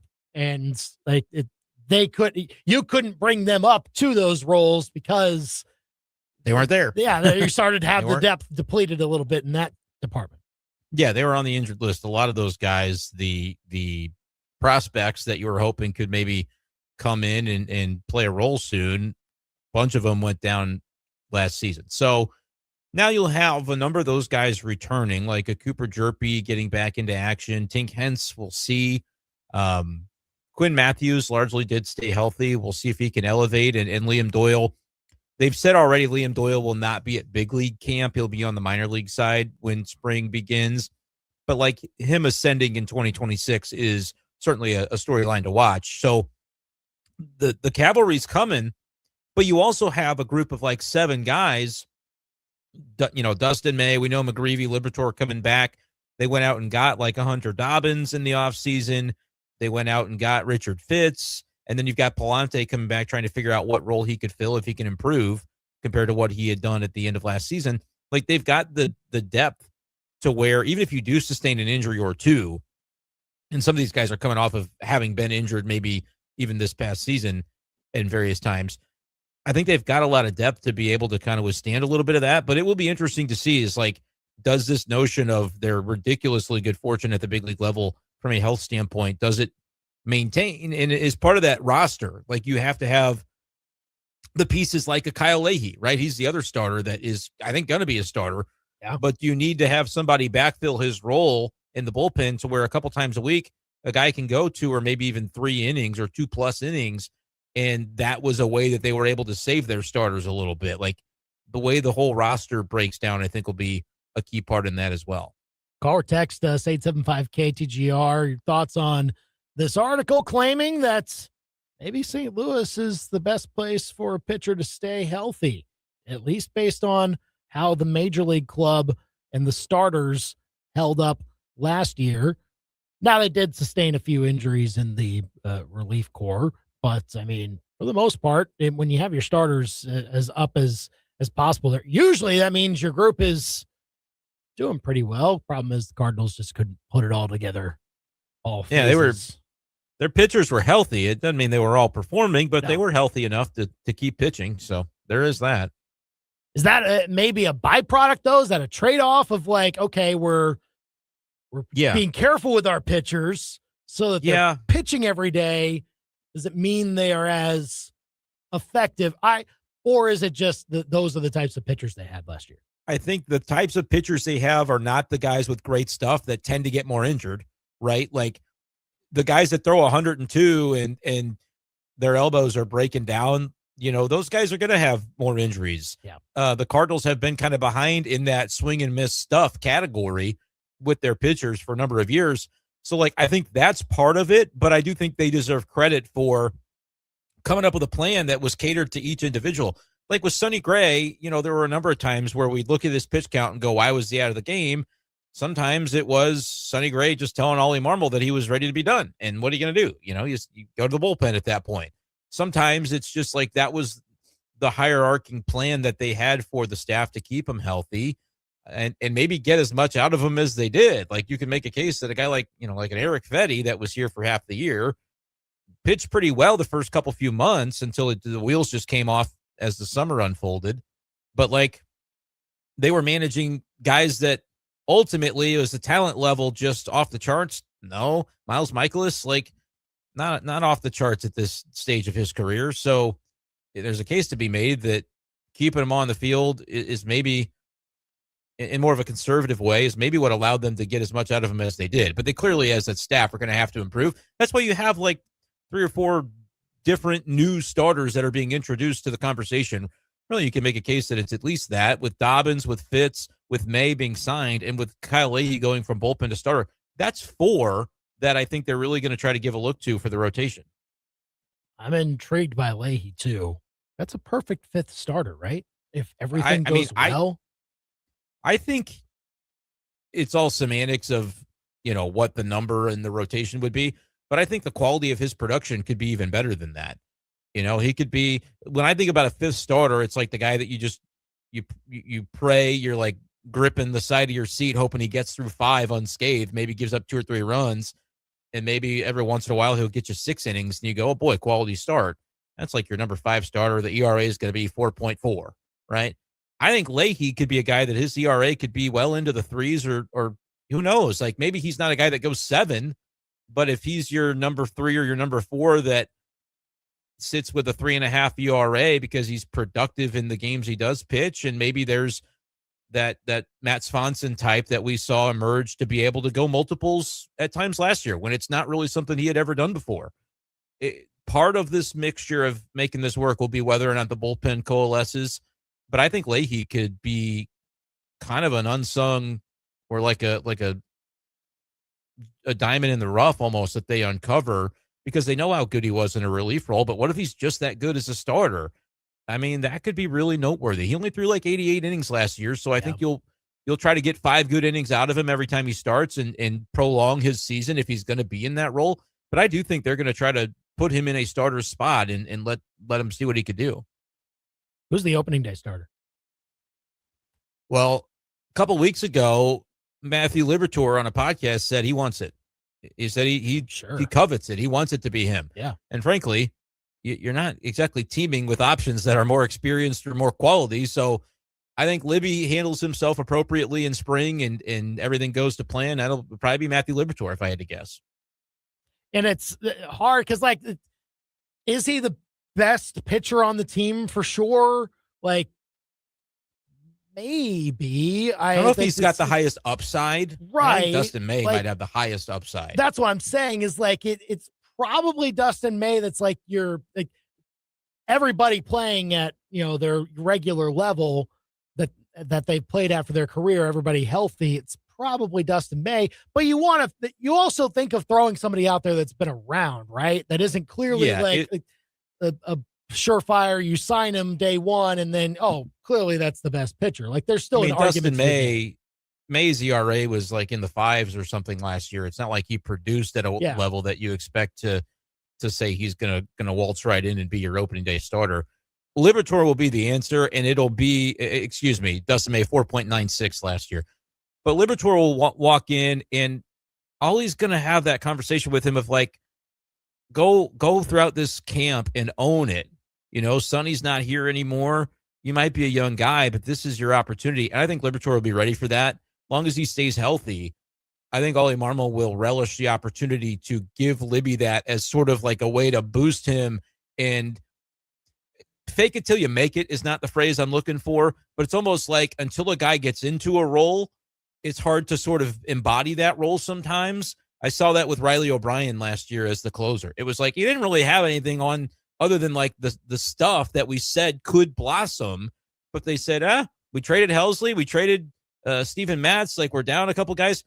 Okay, go for it. And he ended up being great as the closer. And then sort of until you're thrust into the role, it's hard to be it. I think Liberatore is going to be given that boost. You'll have to earn it. But I think they want that for him because they got to try to find those next guys that, look, who's going to be starting playoff games next time the Cardinals are in them is a question that you have to determine over the next couple of years before you're in one, frankly. But Liberatore is certainly on that list, and it would be a great way for him to sort of seize the ace of staff role. Somebody's got to be the top dog, and Libby, I think, is positioned for that opportunity here. Yeah, and when they traded for him, like the vision, I'm sure, was for him to be at least a top 3 starter eventually. Frontline starter. Yeah. So now might be the time, and we'll see what that decision looks like for the Cardinals as we get closer to it. 875-KTGR here on The Big Show. You can call or text us. We have our picks of the week, full college basketball edition next. Now, your local Sports Center update on your total sports station, KTGR. Good afternoon. I'm Ben Hermes, and this Live Local Sports Center is brought to you by Lee's Tire Company. If it's round and rubber, Lee sells it. Lee'sTireCompany.com. There's a lot of action going around Mizzou athletics this weekend. 7th-ranked Mizzou gymnastics will kick everything off this weekend from Mizzou Arena tonight as they host 2nd-ranked LSU. This is the second time in 3 weeks where the Tigers will have competed against a top 2 team in the nation, with the other time being against Oklahoma back on January 16th. Mizzou is seeking their 3rd straight home victory over LSU. The top 10 matchup is scheduled to start at 6:45. Tomorrow, Mizzou men's basketball will continue the action at Mizzou Arena when they host Mississippi State. The Tigers are coming off a 90-64 loss to Alabama this past Tuesday. Missouri is currently projected in the next 4 out of Joel and Artie's latest bracketology. The Tigers are 14-7 overall with a 4-4 record in SEC play, while the Bulldogs post an 11-10 record with a 3-5 clip in SEC play. Tip-off for Mizzou Arena is at 2:30 right here on KTGR. And this Sunday, Mizzou women's basketball will be back in action as they head south to Starkville to take on Mississippi State. This will be their first action in a week as the Tigers were able to get the win last Sunday against Texas A&M 81-70 from Mizzou Arena. Tip-off from the Magnolia State is scheduled for 2 p.m. right here on KTGR. Your ABC 17 Storm Track forecast is next.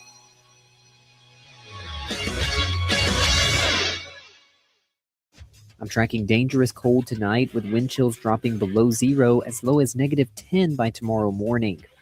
We'll see more sunshine tomorrow, but wind chills remain near zero in the single digits all day. This round of cold is thankfully much shorter, with temperatures warming back to around freezing on Sunday, back in the upper 30s throughout next week, with a chance for a wintry mix on Tuesday and Wednesday. I'm meteorologist Nate Splater, and that's your ABC 17 Storm Track forecast on your total sports station, KTGR. The foundation is set. Missouri knocks off the #1 team in the nation. The frame is built. On the run, Mitchell for the flush, Missouri by 20. And the gates. The habits, the response to detail, the execution, all that stuff matters. Are open. Drives right baseline to the rim, jams it as he hangs and got fouled. This is your radio home for Mizzou basketball. Cruz, here comes the three. Bang, he splashed it home. Mid-Missouri's total sports station, KTGR. Hi, everyone. Andy Humphrey here for Lee's Tire Company. That is where I go for all things tires. When I needed new tires on my 4 wheels, it was finally time. I had held out long enough. I went to Lee's Tire Company because they're the experts in mid-Missouri. They've got such a large selection. They probably have it in stock if you go and show up. And they also have a full catalog online that you can shop for tires there, find the specific one that's right for you, and get a great deal on it. They run specials each and every month to help put money back in your pocket. So look, it's wintertime. Going to be some slick roads here in our near future. So head into Lee's Tire Company if you want to change out and get snow tires, or if you want just some all-weather tires that you can use year-round. Head into Lee's Tire Company. They've got a location on the Business Loop in Columbia, a larger location at University Garage by the MU campus. They're also located in Centralia. And, of course, shop online anytime at leestirecompany.com. If it's round and rubber, Lee sells it. leestirecompany.com. Stale, old ideas are like coffee that's been left out a little too long. It's bitter, it's flat, nobody wants that. At Fuse 32, we don't serve the leftovers. The digital world moves fast, and so do we, constantly bringing you new, fresh, bold ideas that keep you and your brand ahead of the curve. No recycled strategies, cookie-cutter campaigns, or hidden fees here. Just transparency, creativity, and return on investment you can actually see. Fuse 32. There's nothing we can't do. Fuse32.com. Life has many sweet sounds. Whether it's being enchanted by the coo of a baby, enthralled by the refrain of a favorite song, or even enlightened by a celebration, hearing connects, informs, and engages us with the world. At Hearing Aid Consultants, helping people hear better is our passion. Set your hearing baseline now so you don't miss the sweet sounds of life. Hearing Aid Consultants in Almake Repair Lab. We are here for you today so you can hear tomorrow. HearingAidConsultants.com. Losing a loved one is probably the hardest punch you will ever take in the fight of life. Dealing with the fallout, finances, and how to replace that loss of income for your family is even harder. That's why Phyllis Nichols and her team are so passionate about life insurance. Phyllis Nichols is the 12-round agent who fights for your best interests and knows exactly what you need. Get your life insurance with State Farm Agency licensed Phyllis Nichols, the 12-round agent. From elegant weddings to corporate lunches with flavor and flair, Courtyard by Marriott Columbia brings the party and the pros. It's the home of Main Event Catering. And with every event, you'll get an award-winning chef, full banquet staff, and drop-and-go options for any size crowd. And the event center holds up to 300 guests with 8 flexible rooms. If you need help, there's a Marriott certified wedding coordinator on staff too. Book now by calling 573-443-8000. Hey, y'all, it's Molly from Billiards. Wishing you a happy new year. You know I've had my resolutions since November, an apple a day. I was very diligent for about a week. We all know that resolutions are hard to keep. So how about a new challenge? Eat a billiards burger a week in 2026. I do. Looking on down for burgers and beer. Billiards on Broadway. An apple a day.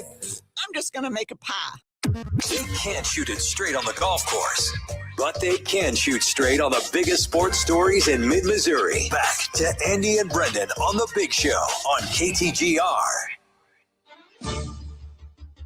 All right, picks of the week time here on The Big Show with Andy, Brenden, and producer Ben representing the producers today.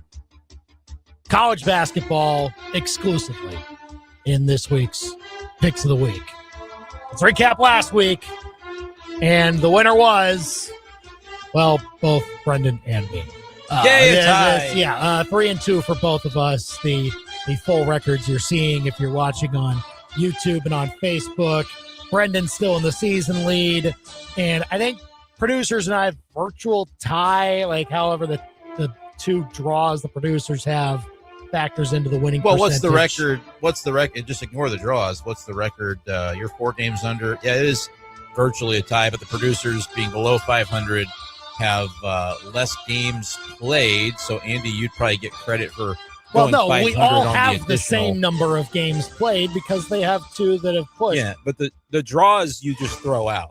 You count it as half, I think, as the winning percentage. So I think to determine a winning percentage, that's how it goes.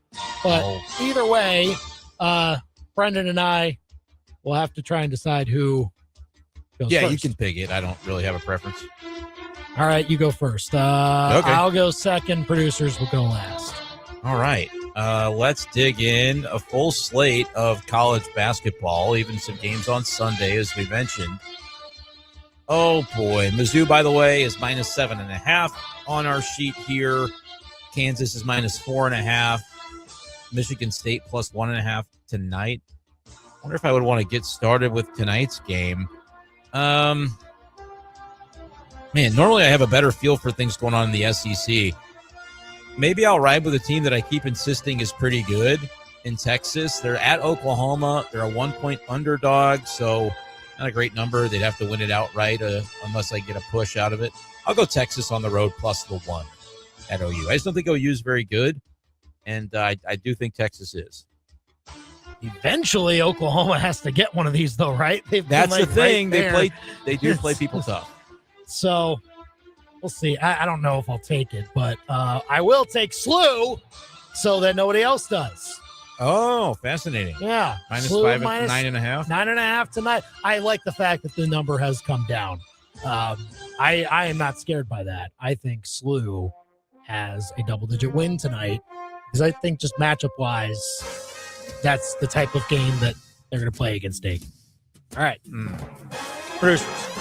All right, first round for us. I'm going to go to Lawrence, Kansas, and I'm going to take the Kansas Jayhawks. I know I don't really want to take them. It's kind of disgusting, but I like what Rob Veno said, and I agree with him. The Jayhawks have been juggernauts at home this year, and I think especially if Darren Peterson plays, which I think he's expected to play, I'd like to see that duel between him and Debanza, but I think that the Jayhawks have the edge in that one, so I'm going to take them to cover. I mean, the 4.5 is accounted for just the officials alone, so it's not. I mean, it's probably a smart pick, but I won't be rooting for his pick. I'll be rooting for BYU, of course. I don't know if I'll be necessarily rooting for my pick either. I just think that it might happen. I've got another pick on the board that I'm going to make, but I'm not going to be rooting for it. But I don't think I'm going to use it here. I'll go Arkansas -6.5. I don't know. It's probably wrong because the coaching Calipari of it all is going to mean that this one ends up being close. But I haven't been overly impressed by Kentucky recently, and they're playing on the road. So Arkansas -6.5 is my round 2 pick. Yeah. Doing our picks of the week here on the Big Show, KTGR and the KTGR app. I'm already seeing dwindling options. Yeah. I'm already seeing that. I'll do it. I'll take Michigan. I'll do it. Mustered up enough courage for it. like they do crush teams no matter where they really go. Good. Like, yeah, it's just, and that is the time to take them when they don't have to cover a double-digit number. And but I'm already questioning it. But I'll stick with the better team here in a game like this, Michigan. Well, I will immediately fade you, and I will go Michigan Fine, State. yeah, that's probably smart. I don't know. Tom Izzo knows how to coach in games like this. It's a big game. He's been getting everybody riled up all week long, and he especially any big game against Michigan, he knows how to coach against them. He knows how to play, and they have it at the Breslin Center, and I really like that. So I'm going to take Michigan State as home dogs. Yeah, plus 1.5. And as Andy was talking through it, I realized that I wasn't going to take Michigan State, so I'm fine with you doing it. I think I'd be on the Michigan side there, but either way, great game tonight. Another game tonight that I think is also going to be a great game is Dayton at SLU. I am going to take Dayton. Plus 9.5. Yeah, wow. This is the result I won't be rooting for. I hope SLU blasts them, but I think there's this aspect of, first of all, Dayton historically is a program that is in the mix every single year and always tricky for SLU to play against. And as much as it's not a number that's as big as it was, it's still 9.5 points. And I feel like there's a lot of energy in that building. I don't know if that results in just a straight blowout, though. Give me SLU by like 7, maybe even 8. But I don't necessarily think they're going to run away with this one. Hope I'm wrong. That would be the most fun outcome, would be a total blowout in this one tonight. Picks of the week here on the Big Show, KTGR and the KTGR app. Okay. I'm going to go next to Texas A&M at Georgia. I think the Aggies plus 3.5 is a good number here. You love you some Aggies this year. Well, I don't love me some Bulldogs. Like that's kind of my thought process with this. I think they're like the same though. I don't know. Well, then I like getting points in that game. So I'll take A&M plus 3.5 in that situation. I don't even necessarily. It could come down to a last possession with this type of matchup. A&M's been in several of those. Georgia clearly has been in several of those. So I like getting points there. Aggies plus 3.5. I will stick in the SEC with our next pick, and I'll go to a Sunday game. I'll go to Alabama and Florida, and look, both these teams, they're kind of roller coasters. Sometimes they play good, sometimes they play bad. So my thought process behind it is that at least I think the game is going to be close. So I liked Alabama to cover the 7-point spread in that one on the road at Gainesville. That's a KenPom line because that's not the number's not out yet. So that's KenPom. But yes, Alabama plus 7 for the producers. Plus 7. Okay, got it. That's what we'll mark it as. And, geez. All right. This is kind of the cop-out because I've been dreading when we get to a basketball-only week. I had a lot of success during football season. Now I can't lean on that anymore. So I'm just going to cop out by, like, playing emotional hedges and fade myself and my own interest. I'll fade Mizzou. Plus 10.5 for Mississippi State. I think Mizzou wins the game, as I detailed earlier, but I don't necessarily think they cover, and this is a decent-sized number. I hope I'm wrong. I hope that's a 15 to 20-point win by the Tigers, and we can come in next week talking about them doing just exactly what they were supposed to do in this one. It should be a good win, a confident, comfortable win for Mizzou, but I know that they've been hard to come by for this team in conference play. Okay, I'm gonna take Gonzaga to lay 10.5 against St. Mary's. I didn't even put a plus-minus next to the number here on the sheet. It should be a minus, I believe, there. Yeah, Gonzaga's the favorite. Gonzaga minus 10.5. It's a big game, obviously, but it's at Gonzaga's place. And usually when they host St. Mary's, they don't mess around in their own building. I'm going to say that they, once again, put a hurt on the Gales and win by 11. St. Mary's, I don't think, is quite what they usually Not are really. this year. Yeah, that's also the case. They're 37th in KenPom. They've had some years where they're really like top 15, top 20. Right. So, yeah. All right, producers, round 4 for you. All right, I will go a little out of conference, out of SEC conference at least. Go to the Texas Tech UCF game, and I'll take Texas Tech on the road to go in there and cover. I got sniped. Dang. That was going to be my next pick. Yeah, I like the line on it. Texas Tech's playing pretty good, and UCF isn't terrible this year in the Big 12, but I really like the line of 3.5 for Texas Tech. So give me the Red Raiders. And that's not a lot of points for a team. I think Texas Tech is the better squad there. Looking over SEC for my last pick. Auburn at Tennessee. Oh, I don't want to take -7 on Florida. I think that could be a close game, so no fade of the producers there. Vanderbilt's been popping, people. Maybe I just say I don't believe in Ole Miss. Vandy -14.5 at home. Let's just roll with that. Yeah, I think that's the only side that makes sense in that game. Yeah, I mean, could go wrong for sure, but Vandy's just coming off of a really good kind of stretch, so I'm gonna take him and trust him to get the big win. Okay, I'll put it on Auburn to maybe keep it close against Tennessee. I'll say +6.5 for Auburn in Knoxville for my last pick. All right, producers, bring us home. All righty, I'll flip to the ACC, the Duke-Virginia Tech game, and it kind of scares me for the Blue Devils having to go to Virginia Tech. I like the line. It's a big number, so give me the Hokies to cover in that one. Oh, I don't know about that one, Chief. Me neither. That's an interesting last pick, but tons of points, right, for a home team.